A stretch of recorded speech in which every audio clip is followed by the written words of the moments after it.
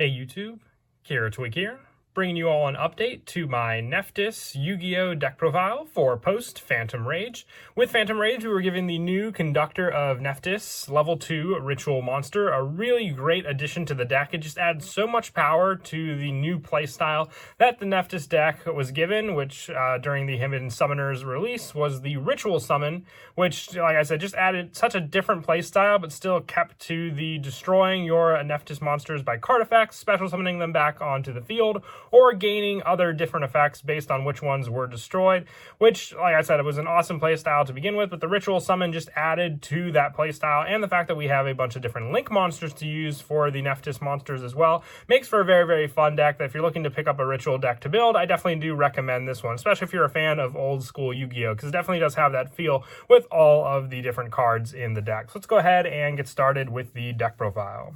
So for the Ritual monsters, we're running 3 of the new Conductor of Nephthys. You can Ritual Summon this card with Rebirth of Nephthys. If this card is Ritual Summon, you can Special Summon 1 Nephthys Ritual monster from your hand or deck, except for Conductor of Nephthys, and this is treated as a Ritual Summon. If this card is tributed or destroyed by a Nephthys card effect, you can activate this effect. During the next standby phase, destroy up to 3 Nephthys cards, except for Ritual monsters, 1 each from your hand, deck, and field. You can only use this effect of Conductor of Nephthys once per turn. So not only does this card extend your ritual plays, ritual summoning out other Nephthys monsters onto the field for you to use and counting them as ritual summons, but also able, to destroy other Nephthys cards which we run in the deck, which just being able to set them up with the destruction play from the deck will then destroy them, then allowing you to special summon them back onto the field to use all of their different monster effects as well. So this is a great setup card and usually the one you want to go for first for any of your ritual summon plays. For the added support for the special summons, I run 3 Devotee of Nephthys. You can ritual summon this card with Rebirth of Nephthys, which is your main go-to ritual spell for all your ritual monsters in this deck. And also with this card, you can only use each of the following effects of Devotee of Nephthys once per turn. If this card is ritual summon, you can activate this effect to special summon 1 Nephthys monster from your deck. Also during the end phase of this turn, destroy this card. And if this card is in the graveyard, you can destroy 1 Nephthys card in your hand if you do special summon this card. So when you summon this card out with Conductor of Nephthys, and since it'll count as a ritual summon, you can activate the effect to special summon 1 Nephthys monster from your deck. Also during the end phase of this turn, destroy this card. So not only will Conductor of Nephthys set up your Devotee, but being able to set up 1 more Nephthys monster on the field will gain you access to your Link 3 Nephthys the Sacred Flame, and then be able to have the 2 or more effects where having 2 ritual monsters used for its Link Summon set up your play on the field. So you want 3 of this, so you'll always have the options to go into it. Once you set them up in the graveyard, they can easily be, DD crowed, or also called by the grave by your opponent, depending on which card they have. And then if you lose that play, you at least want to have multiples of all your different rituals in the deck to have access to special summon out onto the field. That's why I'm also running 3 Cerulean Sacred Phoenix of Nephthys. This is your powerhouse card in the deck. You can ritual summon this card with Rebirth of Nephthys, and you can only use each of the following effects of Cerulean once per turn. During your main phase, you can destroy 1 or Nephthys cards in your hand and or face of the field and destroy an equal number of monsters your opponent controls. And during your next standby phase, after this card is destroyed by battle and or card effect, and sent to the graveyard, you can special summon this card from your graveyard. So just being able to special summon it back onto the field, unlike some of the other Nephthys cards where they have to be destroyed by card effects for their plays, this one can even be destroyed by battle, easily coming back onto the field for you then to reuse its destruction effect, and then having a 3,000 attack point monster on the field to attack with, make it, like I said, that much more of a boss monster on the field. For more of our search power and setup, I also run 3 Disciple of Nephthys. During your main phase, you can destroy 1 card in your hand, and or if you do, add 1 Nephthys monster from your deck to your hand, except for Disciple of Nephthys. And during your next standby phase, after this card was destroyed by a card effect and sent to the graveyard, you can add 1 Nephthys spell or trap from your deck to your hand. You can only use each of the following effects of Disciple of Nephthys once per turn. So you're going to search for your ritual spell. It's, like I said, that important for your ritual plays to set up, and Disciple of Nephthys can also count as the full ritual cost for your Conductor of Nephthys, summoning it onto the field for that play to extend into all of your different ritual plays. So we need definitely 3 of this card for that setup. You can even play defensively if you wish with this card, but it's mostly there for the destruction of another card you control, and then searching out your other Nephthys cards to use. And then for some of the one-ofs for the Nephthys monsters, I run 1 Sacred Phoenix of Nephthys once per turn during your next standby phase after this card was destroyed by a card effect and sent to the graveyard. You can special summon this card from your graveyard. If you do, destroy all spell and trap cards on the field. So with that, you have Cerulean Phoenix of Nephthys taking care of the monsters, while Sacred Phoenix of Nephthys can clear the back row before you do the destruction play of Cerulean, being able to make sure there's no fear of any, traps in the background, or if there were any traps, your opponent's going to want to use them on Sacred Phoenix before this card would destroy all the other ones on the field. I also run 1 Chronicler of Nephthys, all these different ones having different destruction effects, and also being able to target other Nephthys cards in the graveyard for that setup to destroy a card and then recycle that one back to your hand. 1 Defender of Nephthys, having the destroy by a card effect, destroying a Nephthys monster in your deck, except for this one, more and more setup, destroying a card from your hand, and special summoning 1 level 4 or lower Nephthys monster from your hand, and 1 Matriarch of Nephthys, with this one targeting a level 4 or lower Nephthys monster in your graveyard, except for this card, destroying 1 card in your hand, and then special summoning that target. So you have one-ofs for each of these just because your Conductor of Nephthys can destroy all these cards and set them up that much easier than just having to individually search all these cards out. They're the one-of text that can easily be destroyed from the deck, or even just searched out with some of your other Nephthys cards that we are running. For more of the Ritual Engine setup, I also run 2 Incantation Talismandra and 2 Incantation Candle. The Ritual Search and Spell setup just give you monsters on the field to use for your Ritual fodder, depending on which one you may want to summon out, as well as searching out any of the particular cards you may need. I also run the 1 Incantation Bookstone and the 2 Pencil Plume. Now, the reason I run 2 Pencil Plume over the Bookstone is because this card recycles Ritual monsters from your graveyard, so being able to recycle those Ritual monsters back to our hand, which we can easily set up a good amount of all the different Ritual monsters we run in this deck for that play, and then also being able to set up your cards on the field with that card makes it all the better for sure for your special summon setup. And lastly, I run the 1 Incantation Chalice Slime. With this card, you can Ritual Summon this card with Incantation Inception, and you can reveal this card in your hand and discard 1 card. If you do Special Summon 1 Incantation monster from your deck, also during the end phase, lose 2,500 life points if you do not Special Summon a Ritual monster the turn after you resolve this effect. And you can send 1 Incantation card from your hand or face on the field of the graveyard, target 1 monster your opponent controls, and destroy. Now, the only reason I set up the Incantation Chalice Slime is for the search power into our other Incantation monsters, to special summon them onto the field and set up the cards. I don't use it for actually special summoning out Incantation Chalice Slime in the deck. I feel it would just take up too much of an engine for all of our other Nephthys cards, but I was mixing around some of the numbers with Cerulean since this card is searchable and special summonable from the graveyard. So if you wanted to add in a second Chalice Slime for that search, you can do that. But once again, this card's only in the deck for the setup, revealing it in our hand, discarding a card, and special summoning the other incantations onto our field to use their own monster effects to set up. And it can also be Ritual fodder from your hand for the Nephthys cards. And then for the rest of the monsters in the main deck, I run 3 Ash Blossom and Joy Spring, just hand trap options in the deck to set up cards and stop our opponent's searches or setups in their graveyard.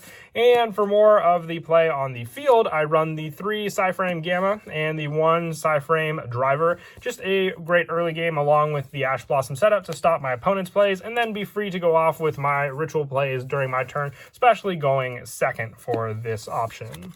And that is it for the monsters. We run a pretty heavy monster count, but all of them run pretty consistently together, whether it be searching off or setting up for the Ritual plays with all the other different engines we're running. For the spell cards in the deck, I run 3 Rebirth of Nephthys. This card can be used to Ritual summon any Nephthys Ritual monster. You must also tribute monsters from your hand and or field whose total levels equal or exceed the level of the Ritual monsters you Ritual summon. Then if you tributed Devotee of Nephthys or Cerulean Sacred Phoenix, you can destroy 1 card on the field. So that's why I like running plenty of these cards for the option of, tributing them out for the Ritual play, because you'll get an extra destruction on the field. Even going with Devotee to Ritual summon out Conductor can give you a pop on the field, and then have the option to use Conductor to special summon another one out also.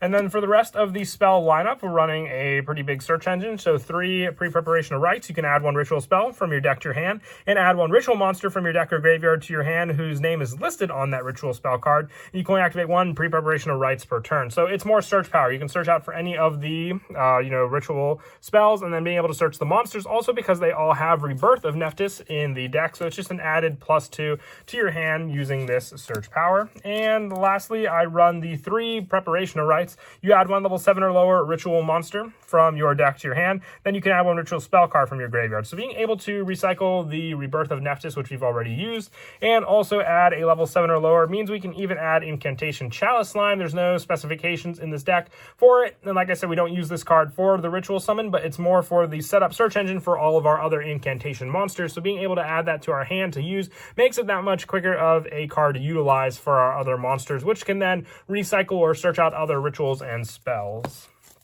And that is it for the main deck. We'll now move on to the extra deck. I run 1 Nephthys, the Sacred Preserver. You need 2 Nephthys monsters to make this. You can only use the following effects of Nephthys, the Sacred Preserver, once per turn. During your main phase, if this card was link summoned, you can activate one of these effects. You can add 1 level 8 Wing Beast monster from your deck to your hand. Then you can add 1 ritual spell from your graveyard to your hand. So more search power with this card. And you can destroy 1 Nephthys monster this card points to special summon 1 Nephthys monster with a different original name from your graveyard, but negate its effects. So it's set up on the field. That's why we run this. I even considered running a second copy of this card. If I were to do that, I will show you what Link 2 monster I would take out for a second copy of this card. You need the Nephthys monsters to make it. You can't even summon with the extra deck when you have the incantation monsters on the field. So remember that as well. But once again, just easy setup using this card on the field for our different Nephthys monsters. For more protection and power plays, I run the Nephthys, the Sacred Flame. 1 copy of this card, you need 2 or more monsters, including a ritual monster.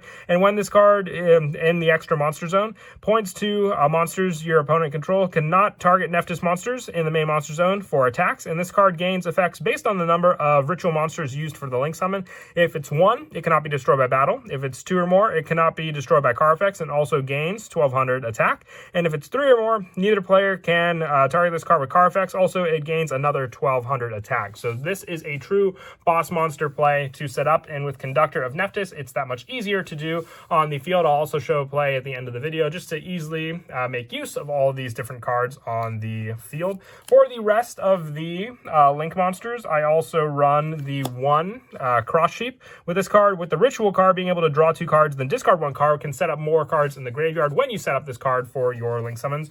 1 Wind, the Wind Charmer, and 1 Hida, the Fire Charmer, for the different wind and fire monsters that are run in the deck, going back and forth between all the different Nephthys monsters. You can make full use of these cards for sure in the deck. Also 1 Nightmare Phoenix, 1 Nightmare Cerberus, 1 Underclock Taker, 1 Dual Chimera, and 1 Greatfly for the Link 2s. If you wanted to run the second copy of Nephthys, the Sacred Preserver, you can either take out the Greatfly or the Dual Chimera. You run more wind monsters in the deck, so more than likely the Dual Chimera, because that benefits more for the buffed up attack points that it provides. And for the Link 3s, I run 1 Nightmare Unicorn, 1 Topologic Trisbana, and 1 Borlo Dragon for the Link 4. And we run plenty of level 2 monsters in the deck, so I run 1 Daigusto Phoenix and 1 Phantom Knight of Cursed Javelin. The Daigusto Phoenix, especially with us having all these different wind monsters in the deck, you can really hit for some pretty big numbers using these cards since they can attack twice on the field as well. So remember that with this play.